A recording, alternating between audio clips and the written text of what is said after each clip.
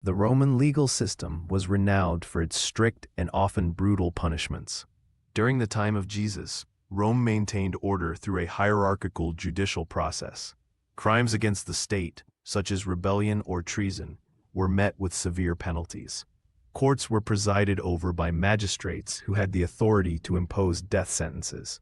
This system ensured that Roman law was feared and respected across the empire, setting the stage for punishments like crucifixion. Crucifixion was one of the most brutal methods of execution in ancient Rome, reserved for slaves, rebels, and the lowest criminals. It was designed to inflict maximum pain and humiliation. The victim was nailed or tied to a wooden cross and left to die slowly, often over several days. This punishment served as a public deterrent, showcasing Rome's power and the consequences of defying its authority. The cross itself became a symbol of suffering and submission.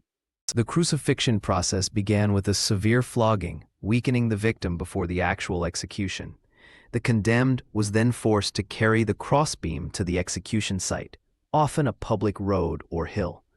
Once there, the victim's hands and feet were nailed or tied to the cross. The slow death resulted from a combination of blood loss, dehydration, and asphyxiation. This method ensured prolonged suffering, making it a powerful tool of terror and control. Crucifixion was not just a punishment, but a public spectacle. Executions were held in prominent locations to maximize visibility. Crowds gathered to witness the agonizing deaths, which served as a grim warning. The victims were often stripped naked to add to their humiliation. Roman authorities used this method to crush dissent and reinforce social order. The psychological impact on the populace was profound, instilling fear and obedience. Crucifixion was primarily reserved for those deemed threats to Roman rule: slaves, rebels, and notorious criminals. Slaves who revolted, like those in Spartacus's rebellion, were crucified en masse. Political dissidents and lower-class criminals also faced this fate. The punishment was rarely applied to Roman citizens, highlighting its role in maintaining class and social hierarchies. The diversity of victims underscores its use as a tool of oppression and control. The physical agony of crucifixion was unimaginable. Victims endured excruciating pain from the nails driven through their wrists and feet. The position of the body made breathing difficult, leading to slow suffocation. Exposure to the elements, dehydration, and insect infestations added to the torment.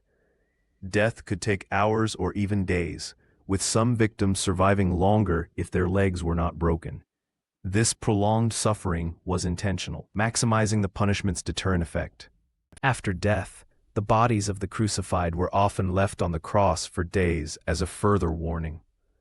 Roman law typically denied proper burial to criminals, leaving their remains to scavengers. Families were forbidden from mourning publicly, adding emotional torment. The sight of rotting corpses served as a lasting reminder of Rome's ruthlessness.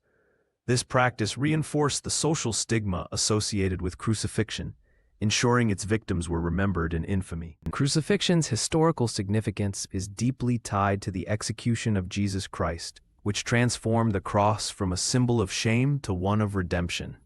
While Rome used crucifixion to suppress dissent, its association with Jesus gave it a new meaning in Christianity. The practice was eventually abolished by Emperor Constantine in the 4th century. Today, crucifixion remains a powerful reminder of ancient Rome's brutality and the enduring legacy of its judicial system.